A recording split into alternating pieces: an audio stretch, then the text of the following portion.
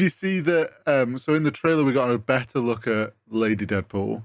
Yes. And she's got a full mask on and everything. Do you see that Ryan tweeted? He's like, I'm flattered that everyone thinks that's me under the mask, but it's really not. No CGI can fix this body to look like that. So for the longest time, we've had year one stories, and now the time frame is shortened down to month one. Within 5 years, it will be week one, and then we will literally get 10-episode series just about him putting the suit on for the first time. I think it could just be the tiniest little thing, but I think we could get a confirmation of what our first X-Men project is. In 2028, we will be releasing Xavier's School for Gifted Youngsters. SAG-AFTRA members who work on video games, i.e. voice actors, are going on strike because of AI usage in video games. This is a developing story.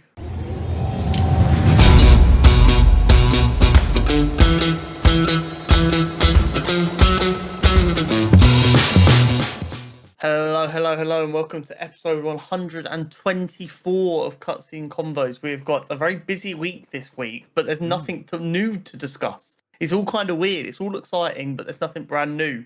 It's all speculative. We've got our character profile on Kimiko. We've got a Deadpool and Wolverine preview. We've got a Batman Caped Crusader, the new Amazon animated show. And we've got San Diego Comic-Con 2024 predictions. Yes, that time of the year again. Before we then move into the Nerd News Network. But for all that good stuff, Horizontal, how's your week been? Oh, how's my week been? I mean, I had a nightmare editing last week.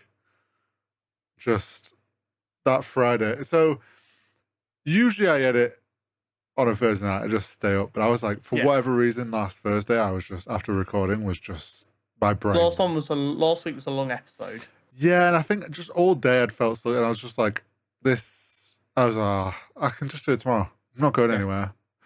And then had to be the warmest day so far, and my room was just boiling, and took me longer to edit than I thought, because I forgot, like, editing with Josh on adds a bit of time to things. And then, my PC crying at me and crashed rendering, which was fun, so that added on a fuck ton of time. So that was a good start. But we got it done, and we powered through.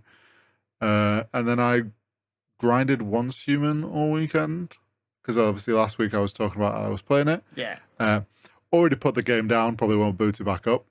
We're 80 hours in. You got your 80 hours out. Yeah, no, don't get me wrong, I definitely it's a free to play. I've put 80 hours into the game. It was fun. It's just I reached endgame, and for me, I felt endgame felt very empty and kind of lackluster. And if they do a really good job of updating the quality of life, you know what to expect. So if you see an update that you're like, that actually looks interesting, you know what you've already got, and you know what you're going back to. Yeah, it's like some of the content's locked behind like week 4 of the season. So it's like stuff that I'll go back towards the end of the season and see what the end game is meant to be, like what their vision sort of should be. And then maybe I'll check it after it wipes, because obviously this game wipes every 6 weeks. But I do worry that I probably won't go back to it after wipe, just because I'm not sure I'm going to be keen on that system. But I mean, I still stand by, like last week, I think Josh was saying it had a score of 71 or something, or 60 something. Yeah. I still think that's fairly fair, if maybe a little high for me, but yeah. And then I was back. We played X Defiant. I've picked up Valorant again a little bit. No. Because me and my mate weren't feeling Rust after we were kind of done with Once Human, so we're like, let's Valorant. Any Valorant gamers? Yeah, it's not going to be good if I go back into that, because that will hurt my wallet. And then just obviously X Defiant with the boys last night was pure chaos and banter. But yeah, that's been my week. Pretty chill. How's yours been? How's my week been? Busy. I'm away. I'm off work next week. And we're away at Cardiff this weekend into next week. And as anyone will know, when you're going away on holiday from work and you're the only person who does your role, you just have the most stressful week ever the week before you go, trying to get ahead. And I mean, it just is what it is. You get as far as you can, but no matter what, you're going to come back to loads of work to be done. A pile just waiting for you. Yeah, exactly. But it's not been a bad week. It's just been hectic. And it's not going to stop. I've still got a pack for going away on Saturday. I've still got a full day's work tomorrow. I've got so much to do, but I'm very much looking forward to it. Other than that, I've not really done too much. I'm definitely feeling a little bit burnt out.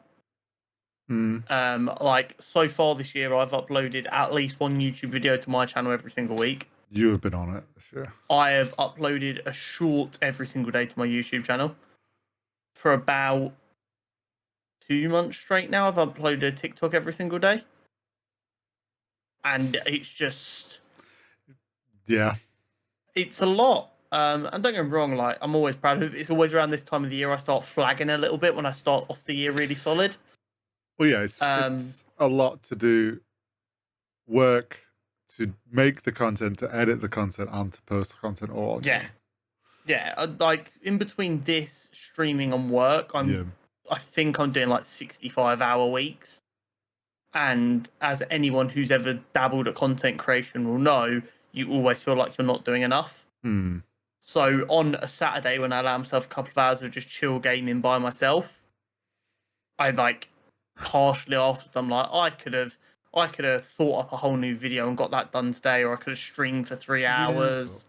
And it's a toxic cycle to get yourself stuck into. And it's just that time of year where it like piles on a little bit heavier than normal. So I end up just kind of sat there feeling a little bit sorry for myself. But we'll power through. Hopefully this week resets a little bit. Got some fun things coming up over like the next 2 months. We've got some things to look forward to. Get me out of the house a little bit and get me doing some bits. So it should be good. But definitely ready for a week off. Couldn't come at a better time. I can imagine you are. But let's get into our character profile this week. We have got Kimiko. So Kimiko, aka the female of the species, or simply the female, first appeared in The Boys #2. In the comics, her name is not known at all, so she is simply referred to as the female of the species, later shortened down to the female. She was born in Japan to a mother who worked in a vault-adjacent company. Due to her mother not being able to afford childcare, she would often take Kimiko to work with her. This would leave her simply tucked under the desk out of the way while her mother worked. Eventually, she managed to crawl off and found herself in one of the laboratories where she was accidentally doused with Compound V.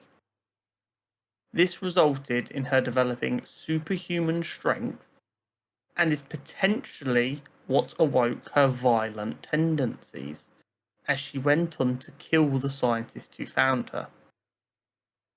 This led to her being locked up in a cage like an animal, who was used as a test subject for many experiments for years on end, before, after many failed escape attempts by herself, she was finally liberated by Billy Butcher and the original Boys team, where she would join and work closely alongside the Frenchman as the muscle for the group. Her trademark kill style was disemboweling her victims, with it being suggested that she would do the same to anyone who even tried to touch her. The only common exception to this violent reaction to someone getting too close was the Frenchman. She was also fond of animals. This is likely due to feeling a kinship with them due to the way she was treated in the laboratory for years. However, despite her ample opportunity for blood while working within the Boys team, this didn't satisfy her bloodlust and led to her contracting herself out on a freelance basis to local mafia and crime bosses as an enforcer or hitman. Eventually, after lots of work and development with the help of the Frenchman, she was able to control her urges enough to not kill everything on sight and start to make meaningful changes in her life. further aided by the Frenchman scaring off the mafia from contracting her. She remained a powerful asset for the boys, even able to cause significant damage to Stormfront by ripping out one of his eyes before Stormfront eventually put the female in a coma, which she would awake from and break Huey's arm when she saw him trying to grab one of her chocolates. In the end, she dies alongside the Frenchman in a bomb planted by Butcher when Butcher decided to kill anyone with V in their blood. The female is a lot less of a what's the right word here? Emotive character. Got you. She's there very much to kind of be an attack dog for Butcher and the boys in the comics. And as you can tell, kind of with the name, she's not really that respected. There's no effort to kind of humanize her apart from the Frenchman. Whereas in the show, Kimiko's a lot more well-rounded, a lot more interesting. And it's less, oh, she's just evil and they're making her not evil. It's she was taught to fight if she wanted to live. And now we're kind of teaching her that she can trust us, and we're working on that. In a much more interesting way, I think. I think it's much more interesting for her to have been kidnapped and turned into a child soldier and then fighting to break out of that trauma, rather than just, oh, the Compound V made the little baby evil, murderous, and crazy. Yeah, they've put more interesting into a backstory to allow a more interesting character development. So through absolutely. The story. But there we go. That was our character profile on Kimiko. Let us know who you'd like to cover in the future. Deadpool Wolverine comes out in like 3 hours. Yeah, from recording this. Yeah. It's probably already out for the people watching this. Well, it is already. It will be. Yeah, it will already be out. I will be going to see it tomorrow on Friday after work. I say after work, like we're going to a pretty late showing. But I'm very excited. It's been ages since we've been to the cinema for anything. Yeah, I was just thinking that. I was like, I don't even know if the last thing we kind of went to watch was it Teenage Mutant Ninja Turtles? Can't have been. Surely we saw something. Madam Web? Oh, I went to see Madam Web. I didn't see Madam Web because I was smart. Yeah, it's been a minute. Yeah, I've not been to the cinema since we moved into the flat. Wow. I mean, the last thing I've seen, I went a couple times a couple months ago. One was to see that Civil War film by Ep124, and then one was to see If. One significantly better than the other. But yeah, it's been a while since we, like, for this podcast and stuff, we've had anything release in the cinema. Yeah, it's been a hot minute for sure, but we are back, and we are back with what looks like likely to be a bang. Yeah. We got a new trailer. We did. Which caused a bit of uproar, actually. I don't know if you saw this. Oh. So Daphne Keane, who played X-23 in Logan, is in the trailer. Yeah. And a lot of people are really angry about that. It's like that would have been such a hype moment. Why did you spoil that for us in the trailer? And I did kind of get that complaint. No.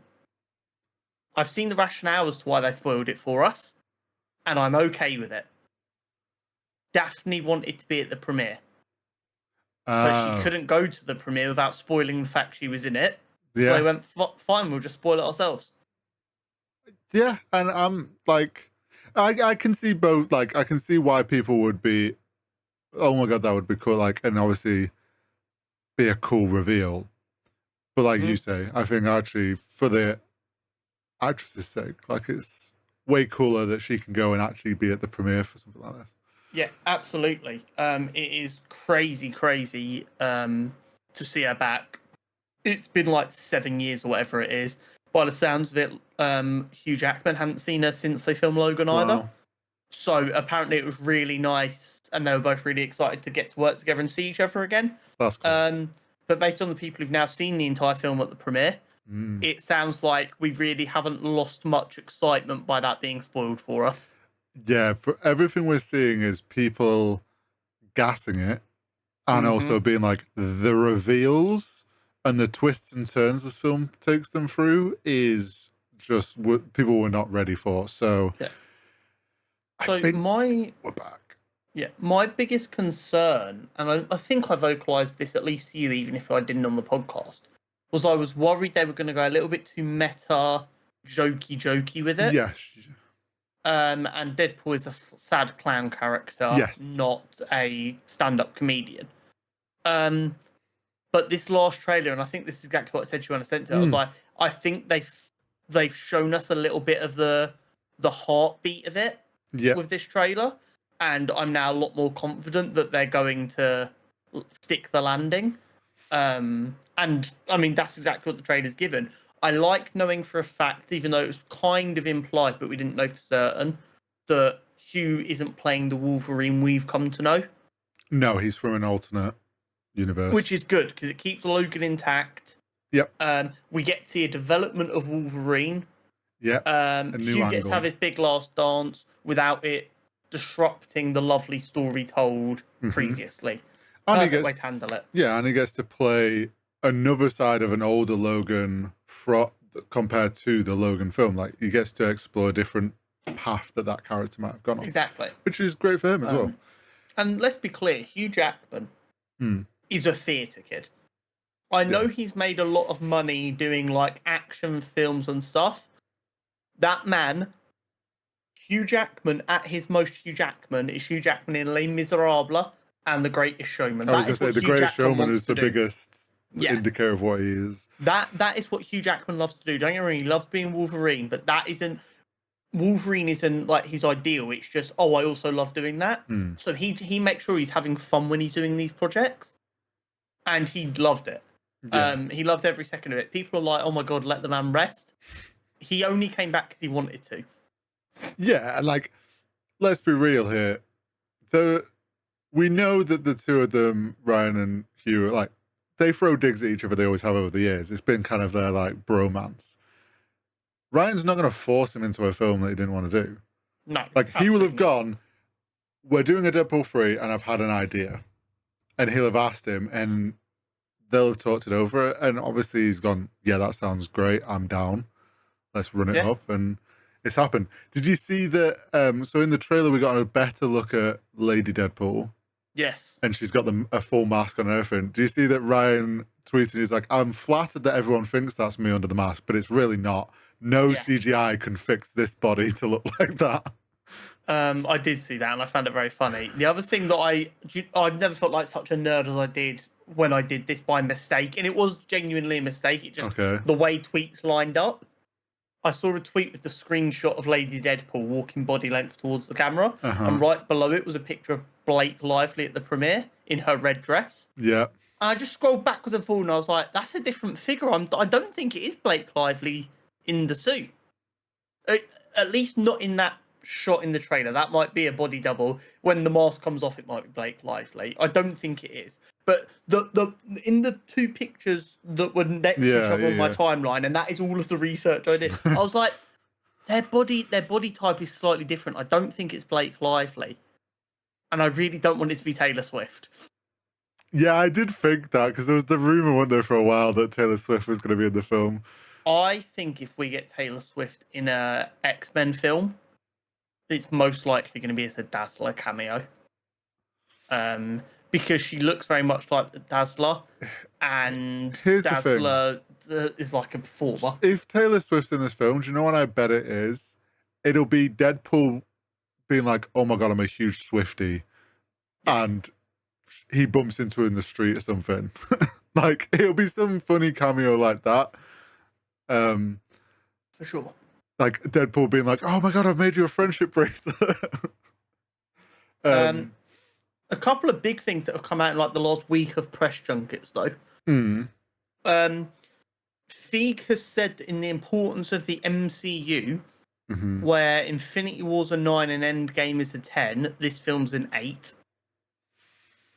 Well, we predicted the fact that it's TVA, you've got Wolverine. This is clearly them setting up some entrance of X-Men more so. Yeah. he said after the multiverse saga, we've got the mutant saga. Yep. So I don't think we're going to get any more X-Men until the end of the multiverse saga. We're going to get little teases here and there, I think, but we're not going to get anything proper. I would agree. I think if anything, we start getting. Yeah, I would agree there. I think if anything, we'll start getting what Marvel loves to do, which is like there'll be something on a computer screen in the background that is like detailing a mutant that's been spotted, or like they'll start dropping hints of what mutants are going to maybe appear by like vague power explanations and stuff.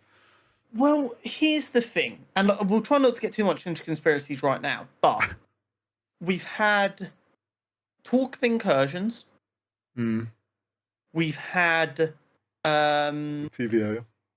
We've had the TVA, and we've had in the Marvels, obviously, Spectrum ended up in a different universe with the X-Men. Yes. Forgot about that. And the last film is Secret Wars, which, yes, there's two versions of comic book Secret Wars. In the more recent one, that is an incursion event. So, yeah. I think we're going to get a fair few post-credit scenes in different universes. And then the incursions come.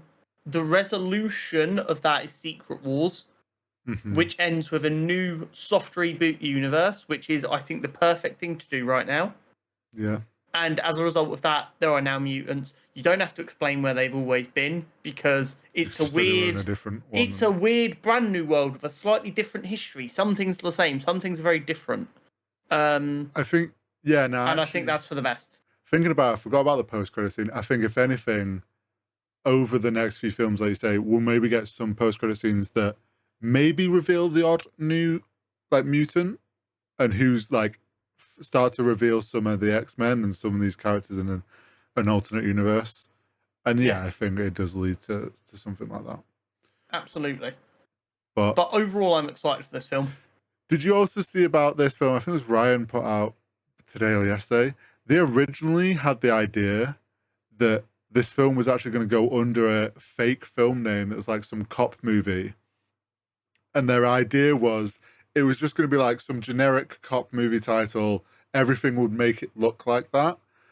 The trailers and everything, it released to cinema. And then if the people that went to see it 2 minutes in, suddenly the Marvel logo would come on and it'd actually be Deadpool versus Wolverine. Could you imagine the mental breakdown on Twitter? Well, I saw when two people things. were like, wait, the film's out. People would be like, either that would flop because no one would find out properly or not believe it, or that shit would get leaked so early that it just wouldn't work. What I will say is this is some of the best marketing a Marvel project has had in a long time. Controllers that have come out. Yes. Since last week. And don't get me wrong, I get that Hugh Jackman and Ryan Reynolds are some of the absolute best when it comes to marketing. Yeah, well, we started off with the popcorn level bucket. of it is still crazy. Then we've had Xbox controllers that have an ass on them.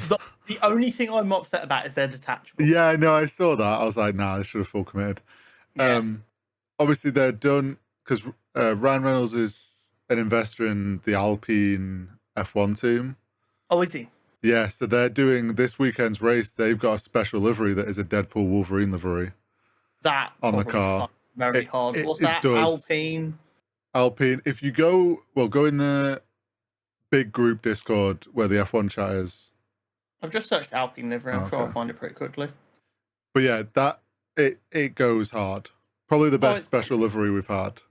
It's pretty cool, but it doesn't fuck as hard as I expect. But they have pretty strict rules over what liveries are allowed to look like. No, but teams are very. Obviously, their sponsors are very strict on like their placements and stuff, so you got to work with that. But like teams, seemingly out of this year, that is the most creative we've had. A lot of the special liveries have been pretty boring. So, for F1 terms, that goes hard. But yeah, the marketing for this whole film has been really good.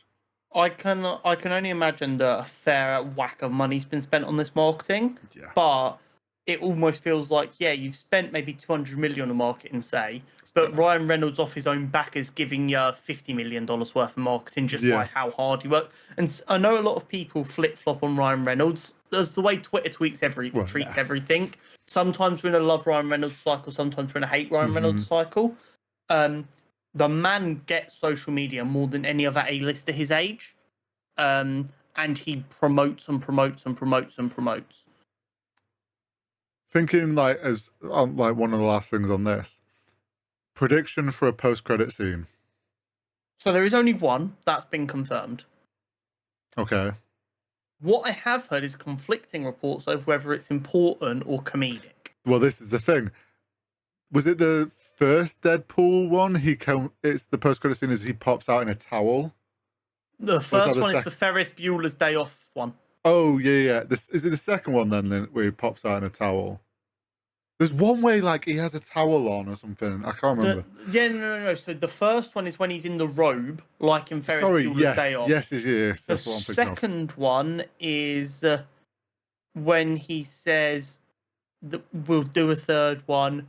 We've just got to get someone to agree. His name rhymes with Wolverine. Oh, yeah. Something like that. So they've historically been comedic, but we're also being told this film's very important to the future of the MCU. Do you know what I reckon it's comedic because I reckon they do an important like pre-credit scene. Like the film will sort of hit its end point and you'll think credits are going to go, but then it'll go to like an important moment. I think a post-credit scene is so you think there's two spiritual post-credit scenes, but only one of them's actually post-credits? Yeah. And I think the actual post-credit is the funny one. And I reckon it's some play into that whole Marvel Jesus thing. Quite possibly. That would be quite funny. If he's like, he stood at an altar and he's like, I've come again. But I am very, very curious to see what happens here. What I will say is I hope that the happy ending for Logan is him and X-23 going to live a life as father and daughter without Logan being dead. Because to this day, I've only been able to watch Logan twice because that final scene it's so hot, gut-wrenching. Yeah. A lot of people as well, having seen that Daphne Keane is so open to coming back as X-23, is a lot of people like, you're going to struggle to get people to accept a new Wolverine anyway. Just have her be X-23. Which, as a solution to people being angry about someone trying to replace Hugh Jackman, is pretty good. I would say it's a safe option. But you will always have the pieces of shit who want to complain that, oh my god, why are they trying to make Wolverine woke? Well, yeah. Like, oh, they've got female Wolverine instead. Forgetting that Wolverine is bisexual and will fuck anything that moves. And Wolverine is the most woke hero you can think of. Hey, here's the thing, right? We could have X-23. That means we could, down the line, have a very old grey Wolverine cameo. Just like when he's a bit bored, he's like, maybe I'll put the suit back on just for... But my prediction is, and obviously I'm not going to get a stopwatch out in the cinema. My prediction is, though, everything realistically we see in that trailer happens in the first 40 minutes that they've shown. Yeah. And then after that, there's a massive tone shift that feels like a completely different fucking film in a good way. So that you get 40 minutes of just, and action and violence and craziness, and then you get an hour and 20 minutes of, oh my god, this is amazing. That is my best guess. Yeah, I'm on the same thing. I think the first 40 minutes is like Deadpool being his usual jokey self. Something's going to happen where he's going to then kind of become like sad, like the sad clown that we want, and more serious, but also still jokey in points. But like, I think something's going to shift that like he realizes, oh shit, I have to do this. Based on what we've seen in the trailers, my guess is we see Deadpool's life's going to shit. He gets asked to save his universe. He gets Wolverine. We get the Wolverine and him fight scene in like Deadland. Then we get the Wolverine coming to terms with being a failure scene in like that like ghosty realm. Yep. And that is like the first 40 minutes. And then after that, Wolverine's kind of reconciled who he is.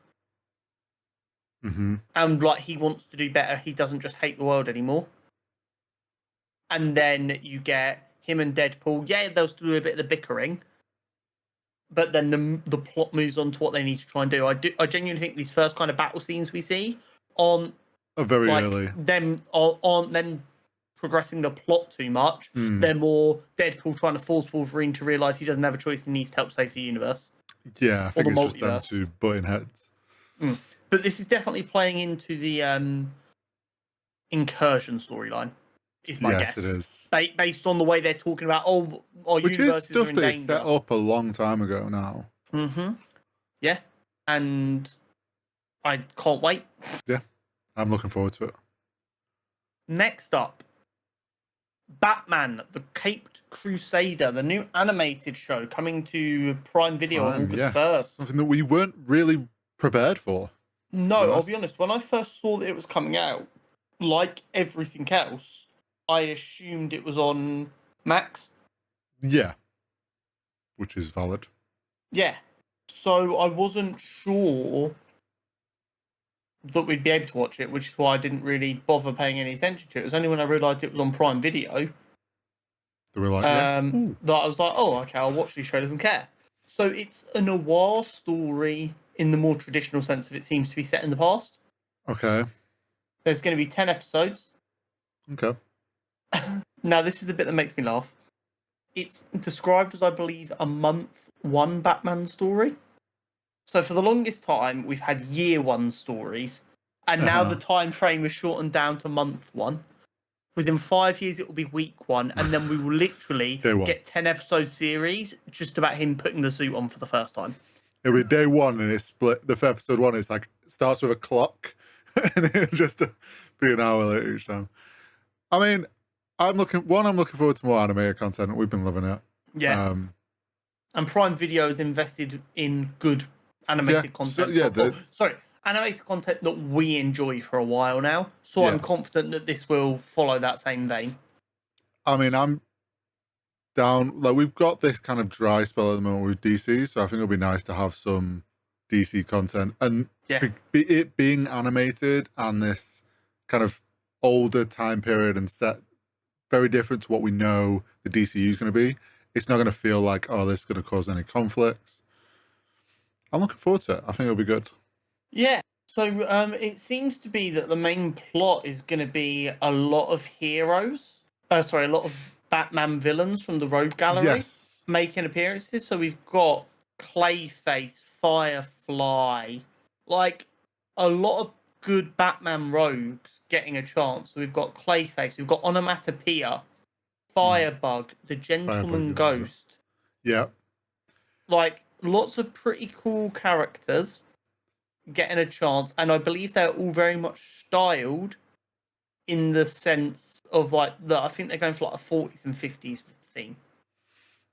I mean, them wording it as a month one, kind of, I think what we're going to see is each episode is going to be a different rogue, him kind of figuring out this whole Batman deal. Like, the constant having to change, like, adapt to who he is dealing with, and this whole constant of it is non-stop chaos for him, essentially. Yeah. Batman stuff, although I think he is slightly overprotected by the comic book community, I think overall Batman stories do get told pretty well. Yeah.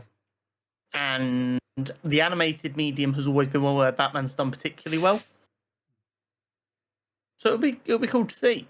Hopefully this sparks enough interest in animated Batman content that DC changed their mind and greenlight that Batman Beyond animated project.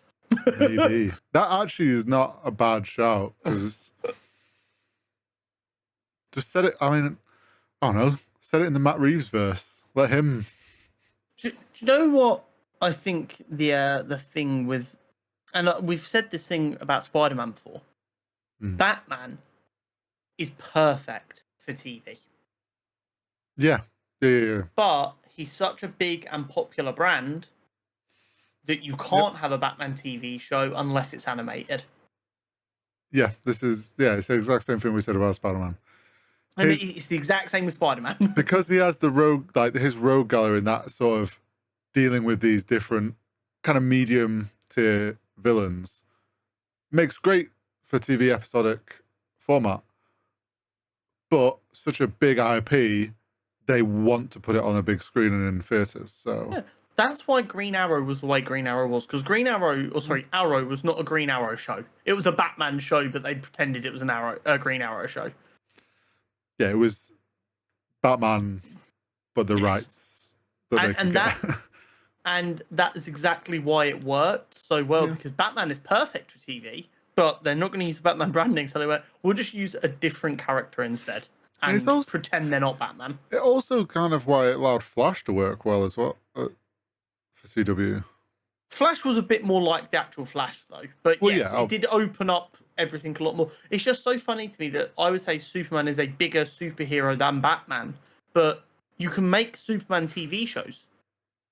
I don't know what it is about Batman and Spider-Man that a live-action TV show with them characters, it just never happens. It has to. It's just that the people at the top see more money in theatre, don't they? So.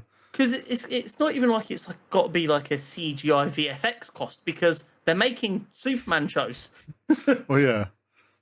It's very interesting how this keeps happening, but we will enjoy it. It's 10 episodes. I believe they're doing an Amazon Prime 2-episode launch. And then I believe it's 1 episode a week after that. If we don't like the first 2, we're not going to watch every single one and complain. We will just simply stop watching it, because that's what sane people do when they don't like something. And then we'll go from there. But I'm excited for it. It's always good. And I believe that will overlap just barely with Rings of Power. Probably. I can't remember when Rings of Power Season 2. Season 2 comes out August 29th. So it'll overlap a decent bit. Yeah. unless they're doing 2 episodes a week. If they're doing 2 episodes a week, it would end the same day Rings of Power starts. I wouldn't be surprised if they do have it overlap, because, well, yes, to us it's the same interest realm. One's animated, one's not. Like it works fine. It's not like we're getting Invincible crossing over with it, which would be, I think, a bit too much of the same pool of viewer. Quite possibly. But so there's more content coming. It ain't stopping just yet, and there's more films in the back half of this year as well. So it's only just speeding up. So make sure you get subscribed, ready for them. Right, San Diego Comic-Con. It's that time of the year. Now, just it has begun quickly, as we are recording.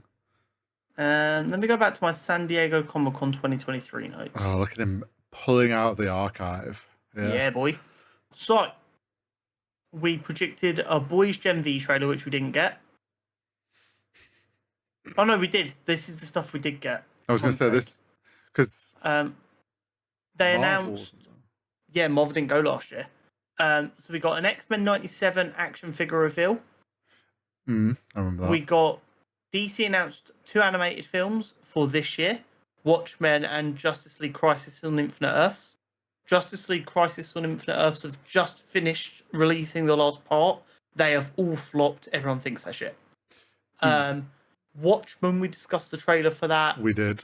Last couple of weeks. So we're only getting part 1 of that, so we're not even getting the whole thing. We got the Invincible Season 2 trailer, as well as the Atom Eve spin-off special got dropped. Ooh. They announced that we were getting a new Punisher comic without Frank Castle. And we got a trailer for the Marvels, which is still the most overhated for no reason Marvel project. Oh, yeah. And Such it's criminal. a great film.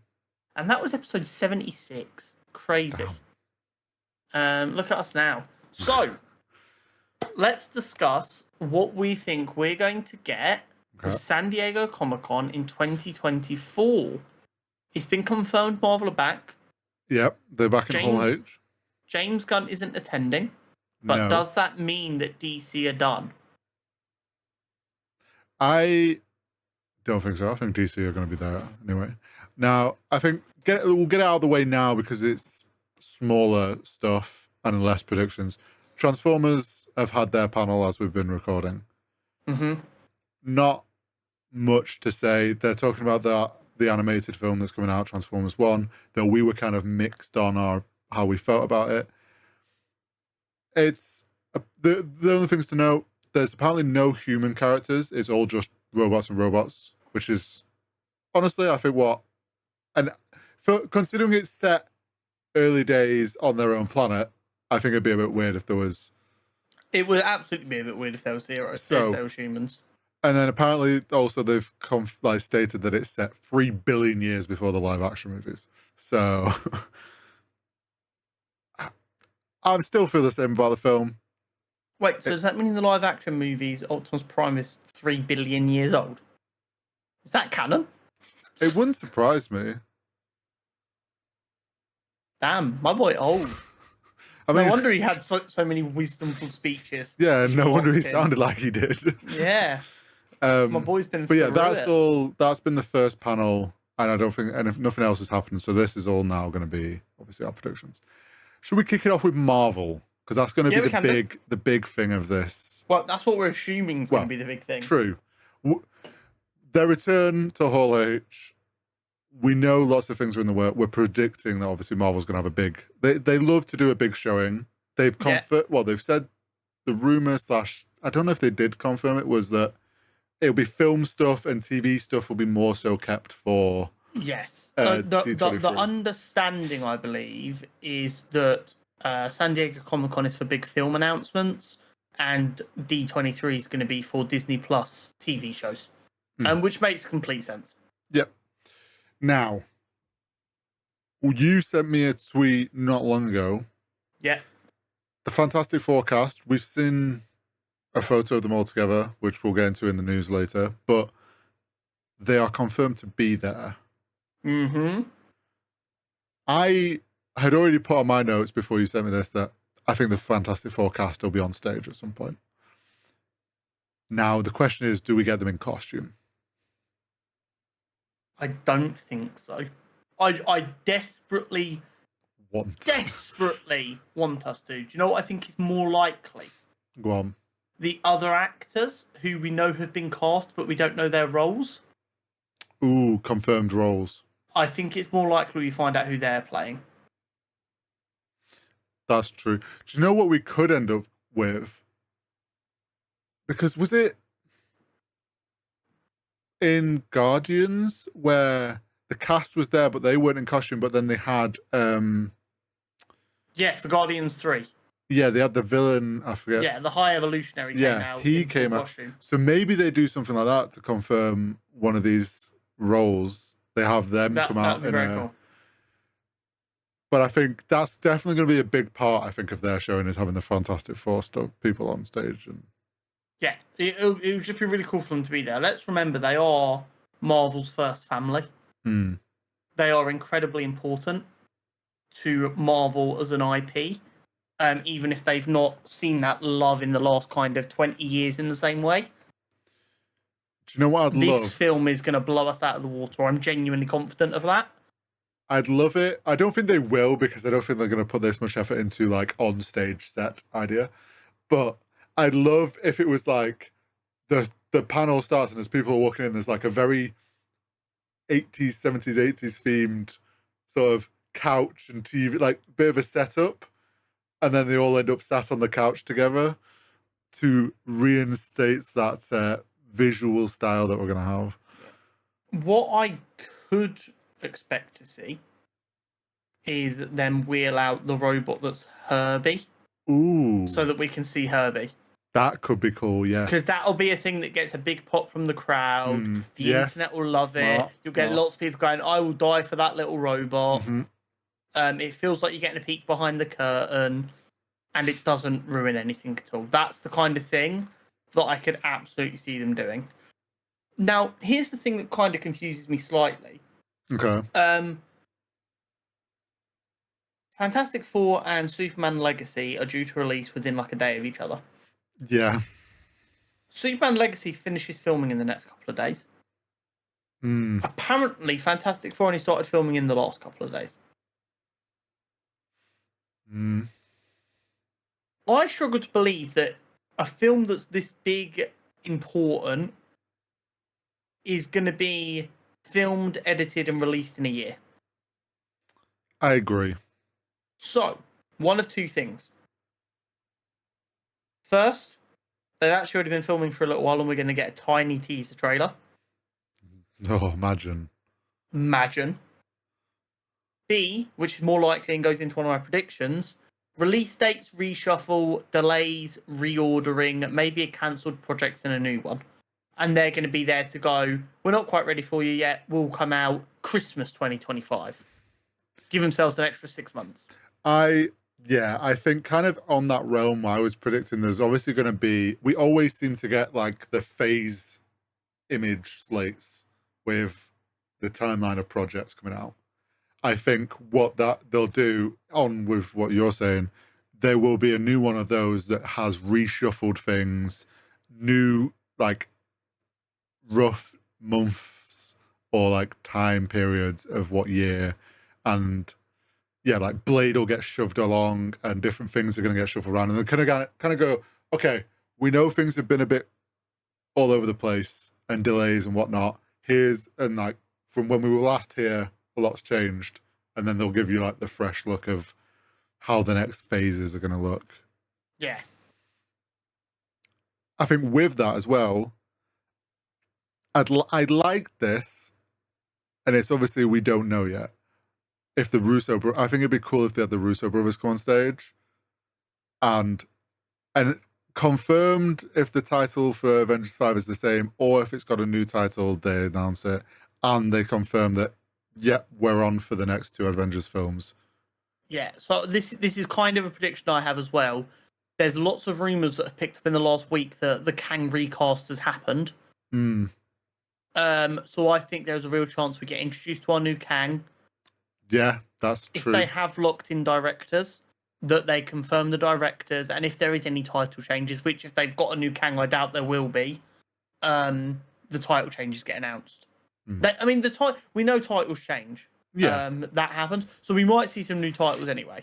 But I would not be surprised if the 2 Avengers films, to end out the multiverse saga, we have a little bit of information regarding them, whether it be a new Kang actor, directors, or title updates. For sure. That is something I'm aware of.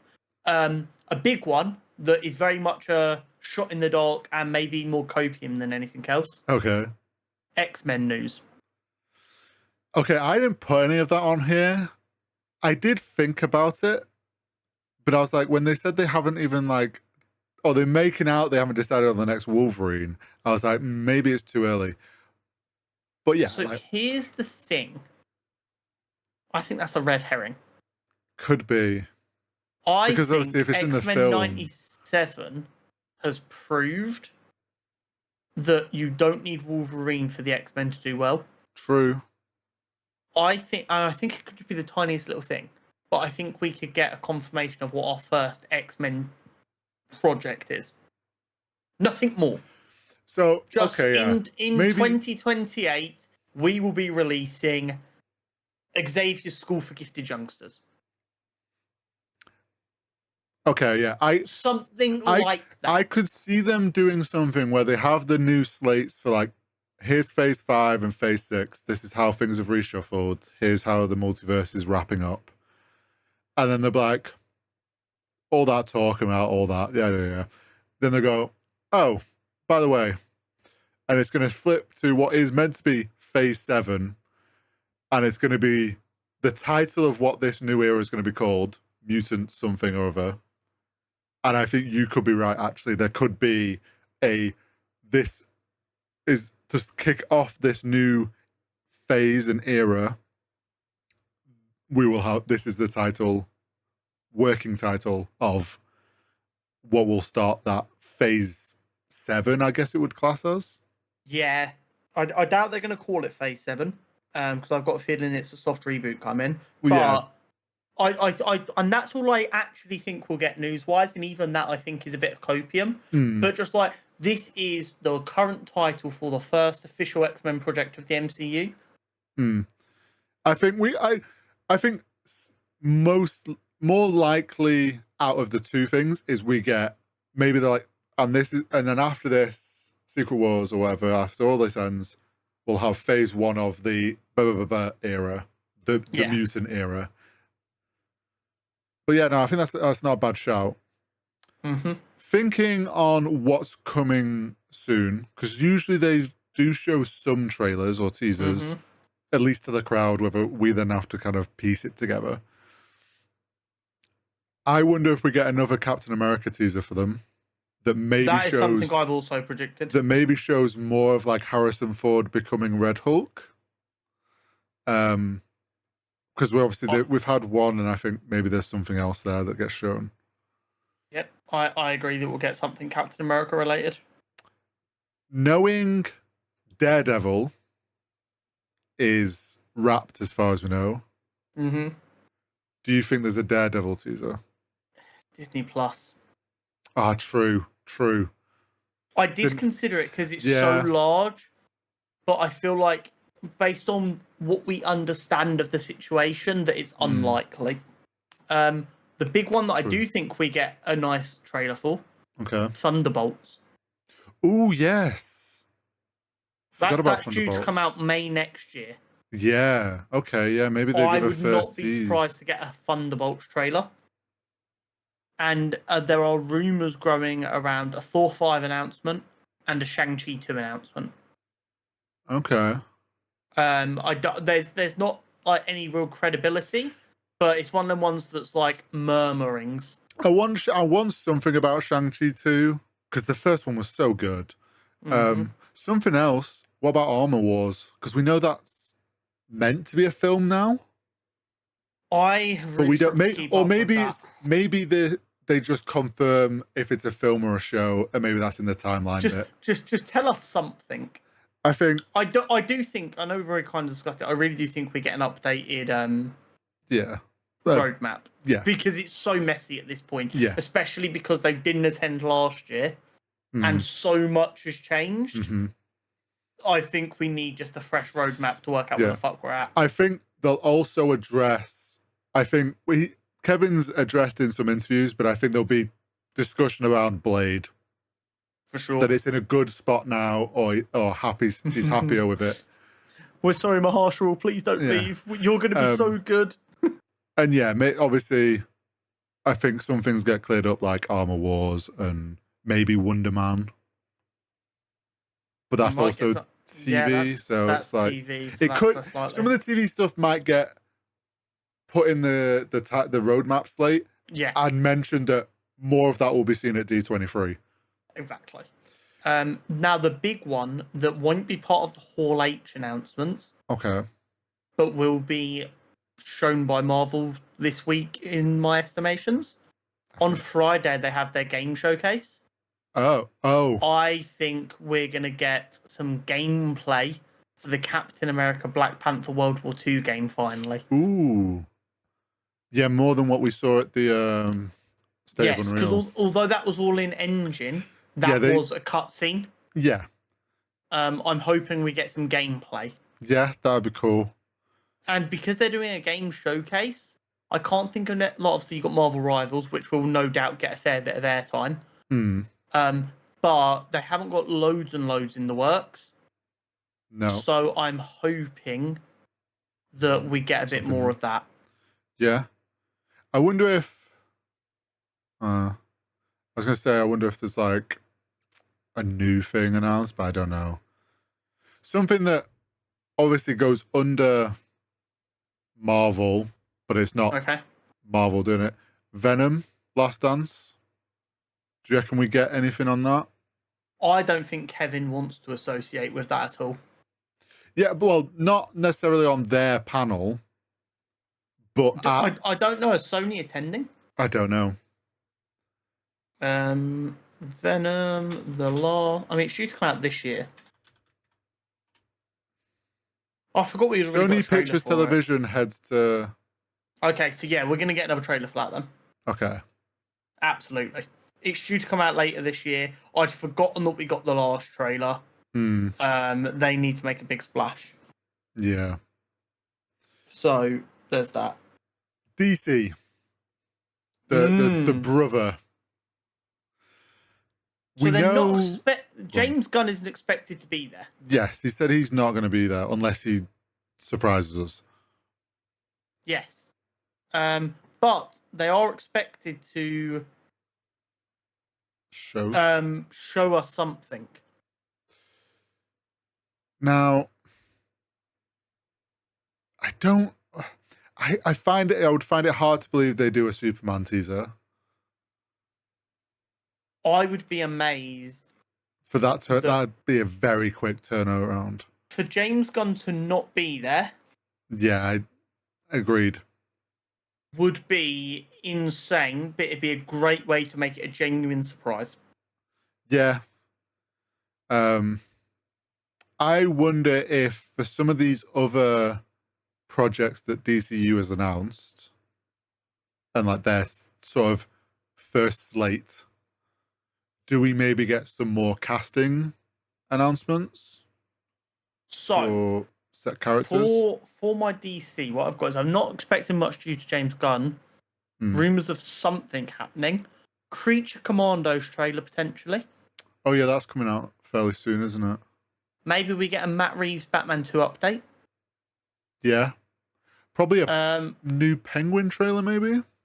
I believe Penguin is going to be there under a different panel. Okay. But that doesn't mean they won't discuss it at all in Hall H. Yeah. And I wouldn't be surprised if we get some casting appearances. Maybe not anyone new, but maybe just some people there to get the crowd a little bit excited. Maybe a couple announcements of people working on specific projects, a few more ideas about what the projects are going to be in the roadmap as we currently have it. That was because I also wonder if on mine, I was thinking, I wonder if we get like a full. I know they're not calling it Phase 1 because obviously that's what Marvel does, but it's Monsters and Gods, isn't it? Yeah, I wonder if we get maybe a full Phase 1 slate with titles. Maybe.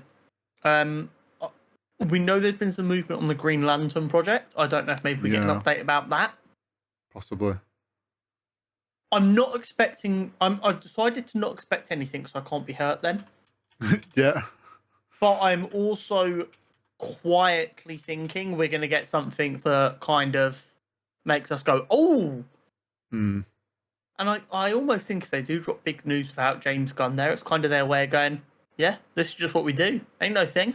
Yeah, I do also think like there's so much talk around it being James Gunn and the DCU, and if they want the DCU to kind of be, I know obviously Kevin gets talked a lot about with the MCU, but a lot of the time Kevin isn't mentioned alongside MCU stuff.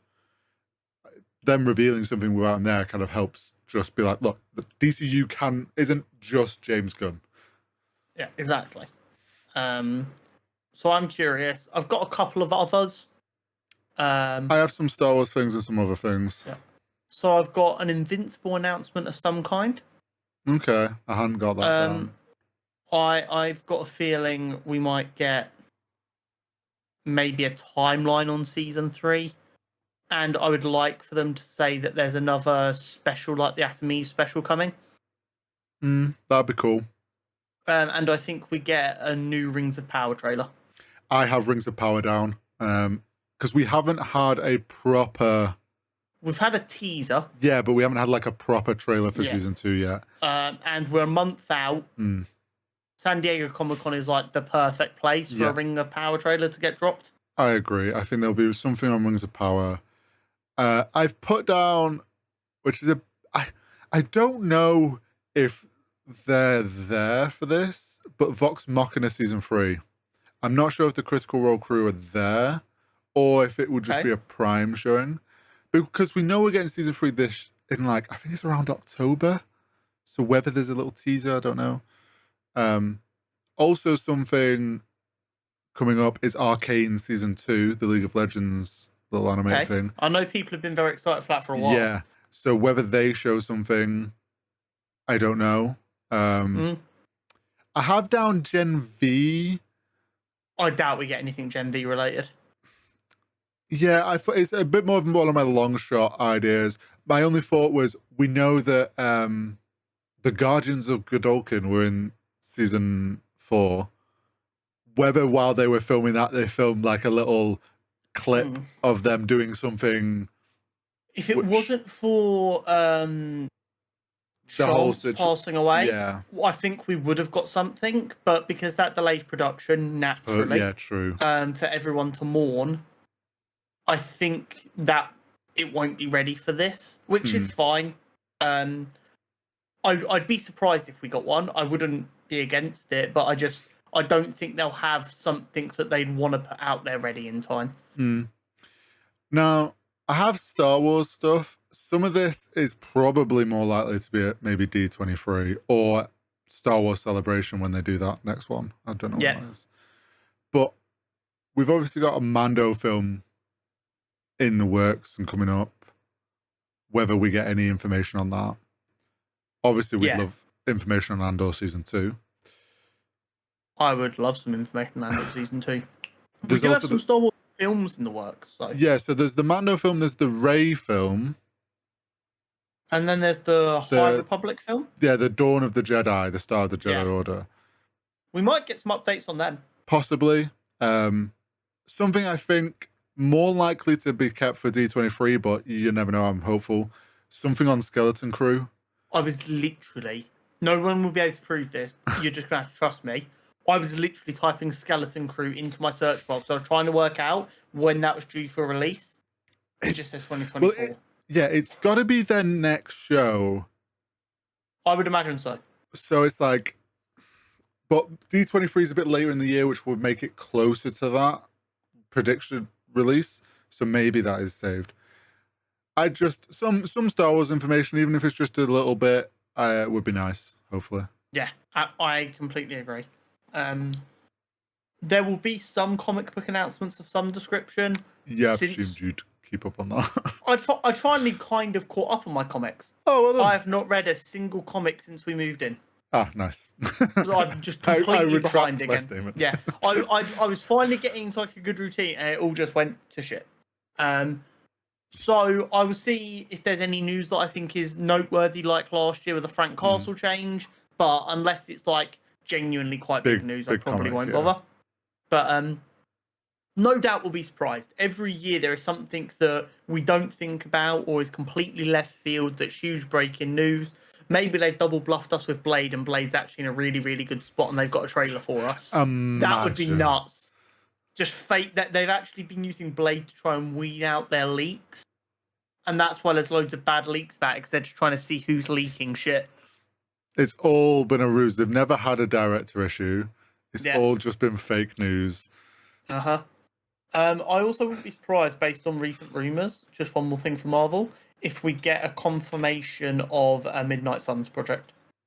Oh, yeah, that could be a good show. Because that's been heavily rumoured over the last few months. It has.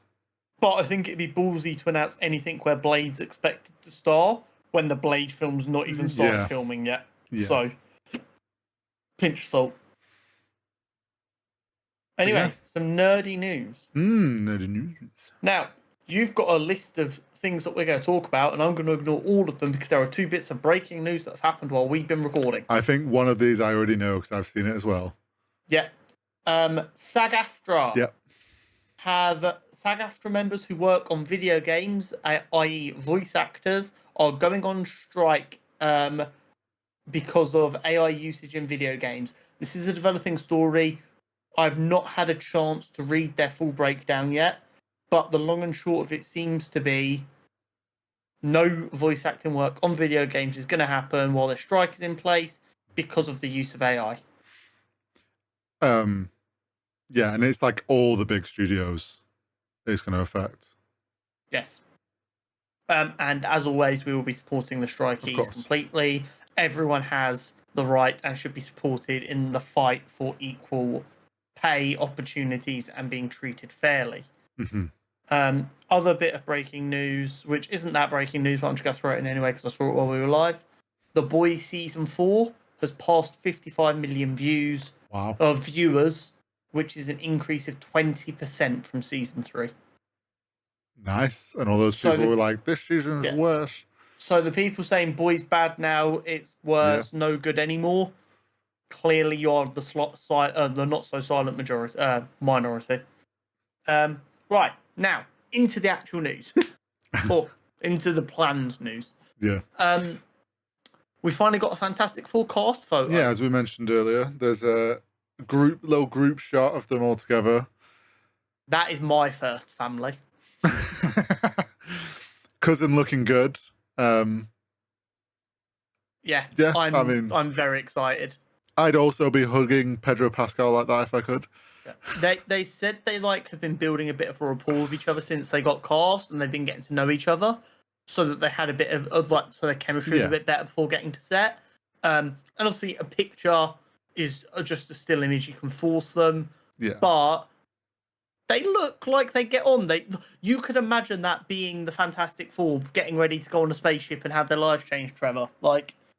Yeah, I like the castings. I said it when not all castings I expected or would have chosen myself, but I think together, which was a big thing I was saying, they suit each other. They do, yeah. And I'm very excited for it. Yeah. We've discussed this a fair bit recently, and it's finally happened. Yeah, it's something that I've said that I thought was going to happen for a long time.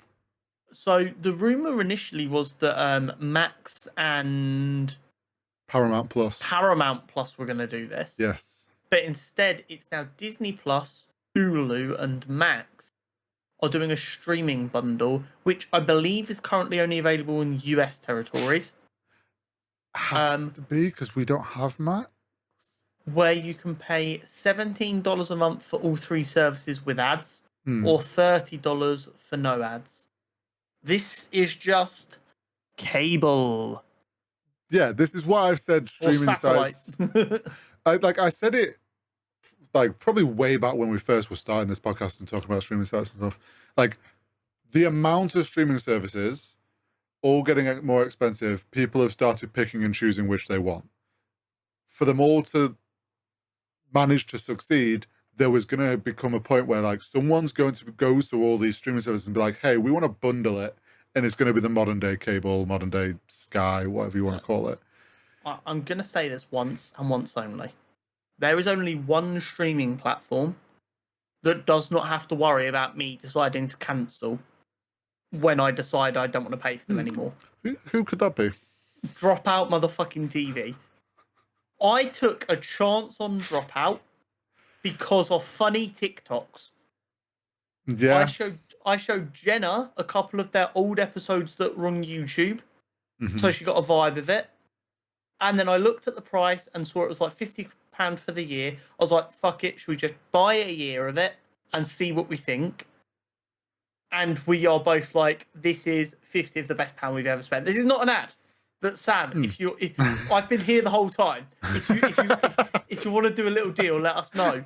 No, honestly, I was similar. It's literally out of all of the streaming services I pay for, they would when you're like, oh, if I ever need to save some money, these are the things that I cut out straight away. That would probably be the entertainment source that survives the longest. Yeah. Netflix gone, Prime gone, Disney Plus gone, Dropout. Trevor. Yeah, no, I obviously knew of Brennan from the D&D side of things. Knew they had most of their shows on Dropout. And I was like, it's maybe a bit of a stretch to I love D&D, but I don't love it that much to maybe want a whole streaming service just for the D&D shows. Yeah. But then when I found out that there was all these other things going on there now and all the comedy stuff, I was like, this is very intriguing. And yeah, this is a great streaming service. I mean, absolutely phenomenal. With the Disney Hulu thing, I actually think the Max and Paramount Plus, where we were thinking maybe it's like a joint bundle, I actually think that could just be a merger that's going to happen. Quite possibly. Disney and Hulu is already kind of together, so I mean, if you get Max and Paramount do merge, that's a hell of a bundle because you're essentially going to get 4 streaming services. True. Here's my actual issue. Go on. We know residuals are dog shit on streaming services. They are better post the SAG-AFTRA strike, but they're still not as good as they need to be. And that is the only reason they're doing this. They know they're recreating cable TV. But what do they get by doing it this way? They have lower operating costs. Mm-hmm. It's infinitely scalable theoretically. Mm-hmm. And that you give the illusion of choice even more, because well, you're choosing to pay for R1, you can cancel it at any time. Whereas when you're paying for Sky, you're not going to use 800 LM channels. Well, yeah, that's the thing, right? You're going to get free loads of streaming sites worth of shows. They know you're not going to watch, like, maybe 1 in 1,000, maybe like 1 in 10,000 people will watch everything because they're like binge everything they can. But I would much rather, instead of doing it this way, Disney Plus go, here, you can pay less money to just have Star Wars or Marvel. Yeah. Honestly, I still think my predicted idea of like someone sets up a thing where you can pick and choose which you want and it gives you a bundle price, that would be the better option. Mm-hmm. Because then like this is $30 a month is outrageous. Well, yeah, that's the thing as well. Like, where you could be like, oh, I've not been watching Max, so I'll cancel it for a couple of months. This is like, oh, well, I'm stuck paying. I still want Disney Plus, and you're less likely to cancel when one of the things isn't giving you stuff you want to watch. Absolutely. And on the other side of the streaming world, Apple TV is not doing well. So they are going to be scaling back spending after they spent like 20 billion in the last 3 years on it. They're getting less views per month than Netflix is getting in a day. I mean, I don't know what they expected. Like, Apple TV's put out some very well received shows, though. Yeah, but here's the thing. I think they're just all original, though, aren't they? They've not bought any also, TV. Let's be real. Netflix has a wider reach. Apple TV, there is still like, if I think of Apple TV, I'm like, I don't use Apple stuff. Like, I don't want Apple TV. I know it's like a separate box you can buy and it doesn't, but like, unless you're like, I feel like Apple TV is so like reliant on Apple consumers. They're not like they're so that brand's so like they want you to pull into their ecosystem and only use their ecosystem. Oh, absolutely. Whereas like Netflix and all those things, you can get it on any TV, any like there's no limitation in that sense of how it's delivered. This way, Jenna got a brand new phone, and as a result, she got like 3 months free of Apple TV. We used that to binge Ted Lasso. Then we cancelled it, and not for a single second have I gone, oh, I wish we kept it. Yeah, like there's just something weird about Apple TV that is just not enticing in the slightest. I think they should do what they did with Apple Maps and just scrap it and they used Google Maps. just give up and just do something to make the streaming services like run better on Apple. This is my thing, right? The big problem I have and the big concern I have is big companies refusing to be the thing they are. And they're trying to be everything, which is actually scary because they have so much money to burn that they can become everything, and then it kills smaller companies, and then you're left with 4 companies. Yep. Amazon are doing it scarily well. Yes. Microsoft have done it scarily well for a long time. I'm kind of glad Apple TV's failing. Yeah. Apple need to be a device manufacturer and software manufacturer. That's it. I don't want an Apple car. I don't want to see anyone driving an Apple car. Just like I want Amazon to be forced to scale back. Because here's the thing, monopoly laws don't really apply if you build it all yourself. And when you've got a company like Amazon, for instance, or even Apple, who can kind of afford to just take a loss forever until all the other competition dies, and then they're the only fish left in the pond, and then they price gouge the fuck out of you, like we've literally seen Adobe do. Yeah. That's what's scary to me. So, yes, it sucks that this is probably going to lead to people losing their job, and the less spending in media is always a bit upsetting. I don't want Apple TV to succeed, and I don't even want Prime Video to succeed. I don't want companies who made a lot of money doing one thing to go to a completely different sector. Amazon started off selling books. Why are they now trying to be a music provider to compete with Spotify and a video provider to compete with Netflix?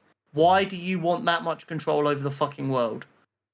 Mr. Lex Luthor looking head ass. Here's the thing. All of their products are actually all fronts just to sell their Amazon Web Service. Yes, and that's even scarier. AWS is, I believe, do not quote me, the only thing that Amazon makes profit on. I think Amazon itself, they do. The Amazon website doesn't make a profit. It's never turned a profit once. Okay, well, there you go. Not in a single year has it ever made a profit. I believe it's made a profit in like 2 quarters ever. So then, probably web services there. Yeah, I'm pretty sure, and it's like they don't even make loads of money because obviously they hide it all in ways so they avoid paying taxes. But yeah, it's terrifying that everything runs on AWS. Yeah. People thought that CrowdStrike crash was bad. You better pray AWS never goes down. Yeah. Do you know what I actually think Apple TV, just to finish off on the Apple TV? Go on. It wouldn't surprise me if they do my idea of you get to pick streaming services and you get a bundle price as their way to restructure. Become a facilitator instead. Yeah. Wouldn't surprise me. Because then that pulls people into buying the Apple TV box product and pulls people into the ecosystem because like, oh, I can get all my streaming services on a cheap bundle. Yeah. As we briefly alluded to earlier, there's only a few days left of Superman filming. Yep. This was confirmed by James Gunn. Someone said that Nicholas Hoult had left filming. Okay. So they were like, oh, maybe he's not actually the big bad because he's left and other people are still there shooting. To which James Gunn responded and was like, no, like there's only like 3 or 4 people left. We're basically done. With a year to go, plenty of time for editing, plenty of time for any reshoots if they're needed. I'm very excited for this film, and now we just wait and see. Yeah, I mean, I'm glad they're giving themselves plenty of time for post-production because I'm sure James Gunn has a visual idea of what he wants CGI and all that stuff to look like, but it is the first example that they're going to produce that then all the other films will loosely have to kind of fit into. Obviously, he's not going to be. He said he didn't want to be as strict as like Marvel's been, but they still all have to kind of feel like they're together. So yeah, plenty of time for them to figure things out, and yeah, also very excited for this film to come out. Joker 2 trailer. Good. It did. So you have a worry. Do I? Yeah, because they're all the artsy people. That was a bit tongue-in-cheek. I know. As you know, I have been very clear that I think we need more films that just try new shit. But I will read out what I wrote because it was funny. Because I'm a hilarious person, if you do not know. Where did I send the tweet to you? No, I think it was when we were gaming, maybe you said it to me. Oh, was it? So basically, there was someone who tweeted that it's like the most beautiful piece of American filmmaking in years, and it got like a massive applause at a foreign film festival, blah blah blah blah. I was like, oh no, the artsy fartsy folk love it. We're so cooked. This film's going to be shit. I don't think that at all. No. Obviously, I want bright colours. I want outlandish stories. I want different. I do still want it to feel like a comic book film. There is always a bit of give and take there.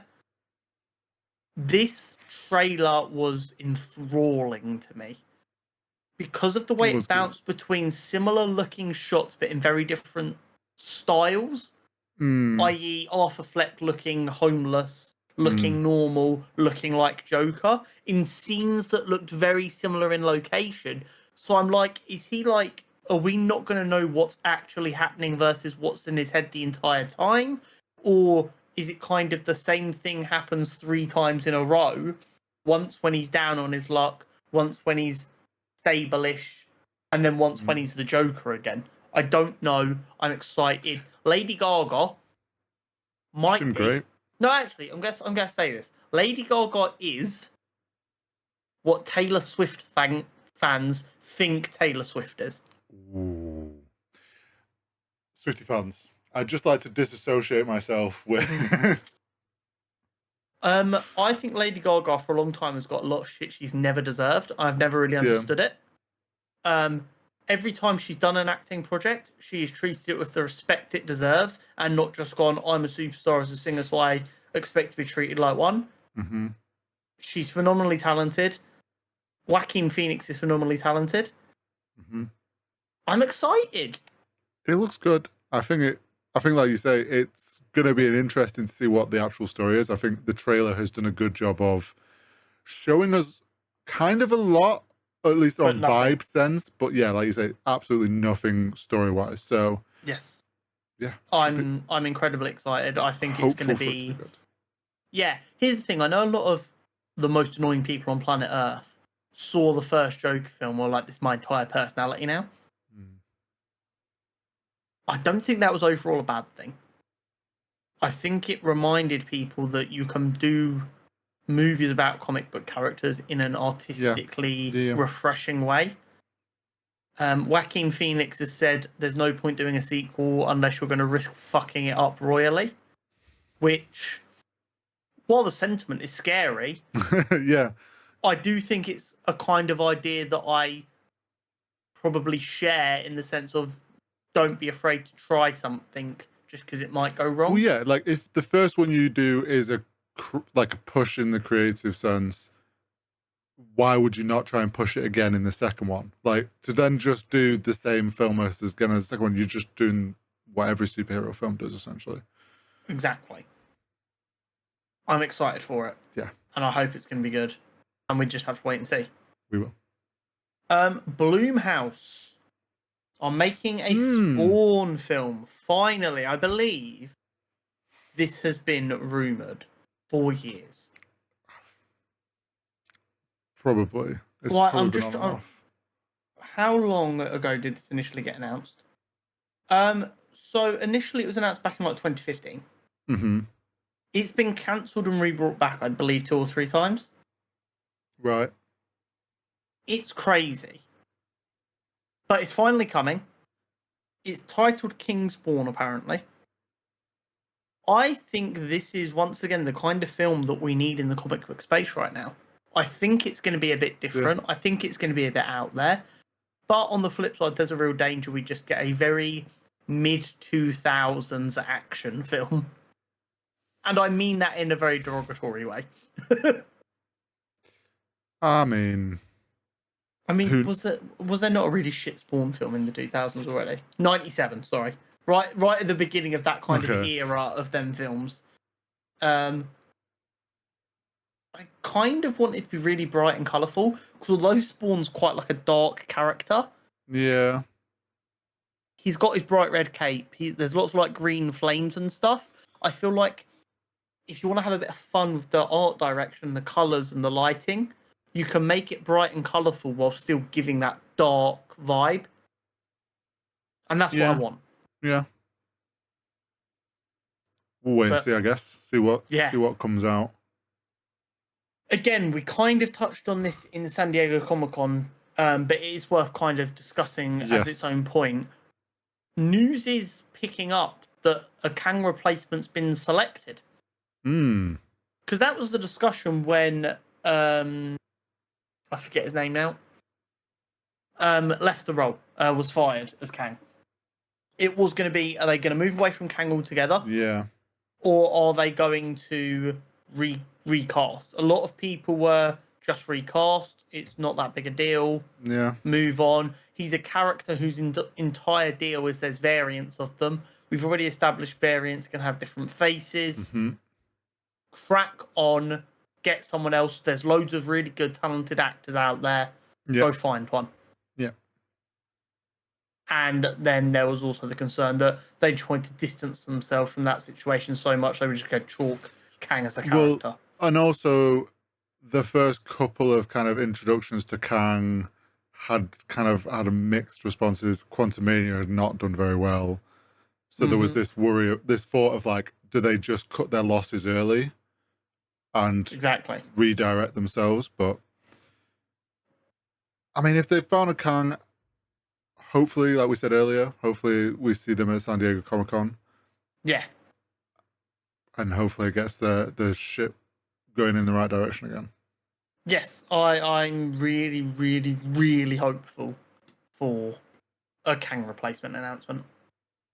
This one you sent to me. Yes. There are rumours that another Reeves-verse Batman spin-off is in the works. Yes. They're looking at proposals to see if there's anything they want to do. I think this has come since the Arkham Asylum one got dropped. That idea kind of got scrapped.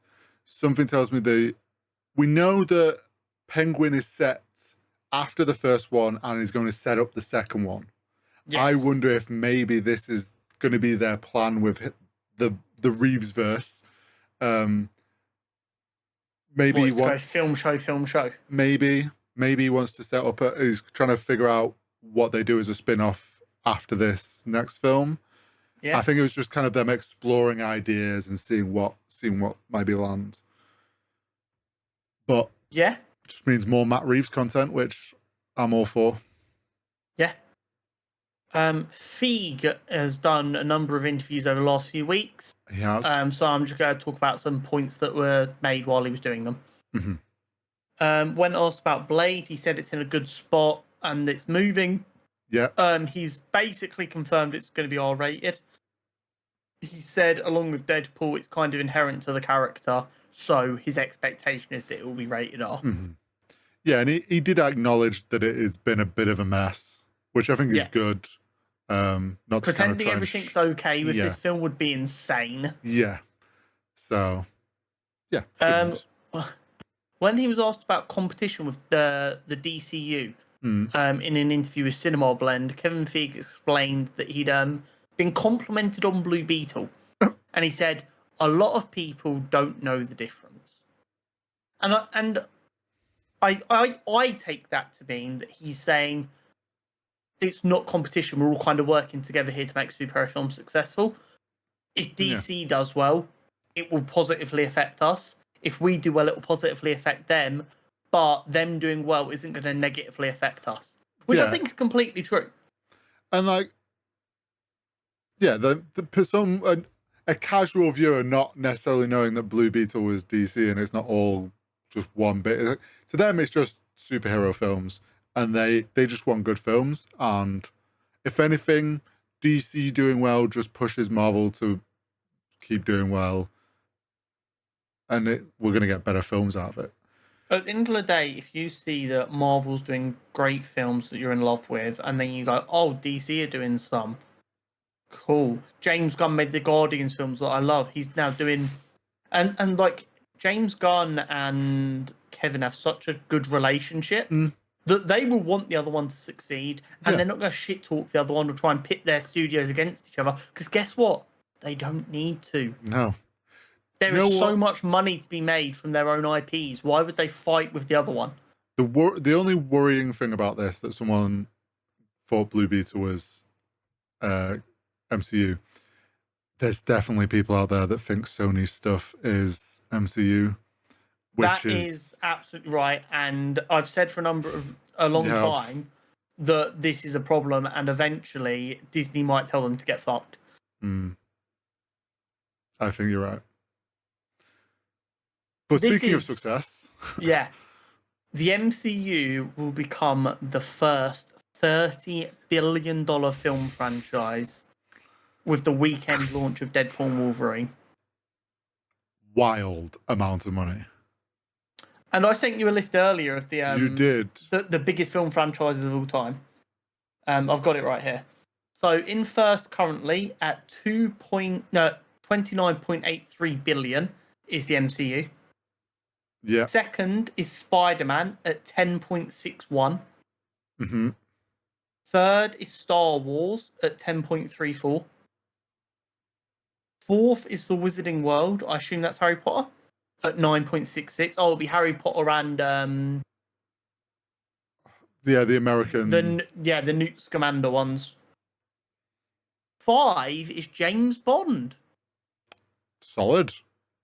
7.84 billion. I mean, it is a a solid There's a franchise. lot of films, yeah. Yeah. But when you look at how many of them films were in the old days, still quite impressive. Because I don't believe this is adjusted for inflation. Probably not. Fast and Furious at 6, boo. The DCEU at 7, with 7 billion, just over. Batman at 8, with 6.84. X-Men at 9. Jurassic Park 10. Lord of the Rings 11. Transformers 12. Despicable Me at 13. That's impressive. Avatar at 14. Pirates of the Caribbean 15. Mission Impossible 16. And what I will believe after their next film jumps up a number of spots, Shrek at 17. Yeah, that'll jump up. And then Twilight at 18. Oh, wow. But I don't ever want to hear Batman or Superman is the same realm as Spider-Man. Yeah? Yeah. There is a whole difference. We're talking tens of billions with Spider-Man. You're down there looking at 6 with Batman. Spider-Man's standing out there on his own, up with his big brother of the MCU, so... Put it this way, Spider-Man has had 8 live-action films. Batman... Quite a few. Or 3... I believe about 12? At least. Yeah? Levels. Yeah. Craziness. But yeah, the MCU getting ready to cross that 30 billion mark when barely anyone else has even touched 10 is crazy. Yeah. Don't get me wrong, I know they've released a fuck ton of films. Still. Like, their average for film to box office has got to be north of 700 million. Oh, yeah, like, it doesn't take away from how good they've done with the films. Like, yeah, they've put a lot of films out, but everyone has done great. Cool. So, I don't know exactly how many there are, and none of these articles are up to date, of course. But there is... When's this article? So this is July 25th, 2024. So today. Stunning. 34 Marvel movies, according to that article. I'm not going to fact check it right now. But that means... Literally just under $1 billion per. Just under $1 billion a film. Craziness. Insanity. Yeah. Don't ever claim it's dead. No. This is... You know what this is? This is like when Fortnite's average player base went from like 2 million every single second down to 500,000. It's like, it's still one of the biggest games in the world, yeah, but it fell off. It's like... Well, no, it's also like... survive at that level for long. It's more so like... popular game goes from being like the #1 streamed game, and no one's, and then all the streamers aren't playing it. So everyone's dead game. It's like, no, the player count is still like just as high. It hardly dropped. You just don't play it. Like, it's still here. It's still slapping. Yeah, craziness. In response to being asked if bringing Hugh back as Wolverine after Logan opened the door for Steve and Tony to return to the MCU, Kevin Feige had this to say. It can be done, but it needs to be handled with great care. Which I think is the exact right answer. Yeah. And I also think we're far enough removed now from when they were so exhausted with being superstars that they would be more receptive to coming back now. Yeah, I think we've always said that there is ways for them to come back in a that doesn't ruin their stories in the like the main MCU timeline. Exactly. And I think it's being we're going to be proved this with Wolverine in the Deadpool film. Yeah. So yeah, maybe we do get a Tony Stark coming back as Doctor Doom. Maybe it happens. And then a bit of news that pisses me off, and I'm never going to forgive Twitter for this. No immediate plans for Eternals 2. That film was a good fucking film that had some unique things that broke out of the stagnant formula the MCU was giving us, and you motherfuckers didn't like it, and you bitched and moaned for no apparent reason, and now it's like a dead in the water situation, and I will never accept it was a bad film. It's not. It's the exact same situation with the Marvels. You are brain dead if you think it's a bad film. Was it the best film in the MCU? Absolutely not. Well, no. But it was a good fucking film with unique new characters. People were so harsh on it because it's like we were fairly fresh out of Endgame and like what people have now considered peak MCU. And it's like the is a point where you can't keep being better on every single project. It's just not possible. So it's like the build up to Endgame, like it's so difficult to ever go above that, especially with the film that's straight after and isn't necessarily tied straight into, like, people were so harsh on it because it's like they held this like bar that was newly set by Endgame, and it's like, yeah, not everything's going to reach that bar because it's not meant to reach that bar. Yeah, it was absolute insanity. It's wild that the first time we're probably going to see anything about the whole fucking giant stone guy in the water, I forget who it was, from Eternals.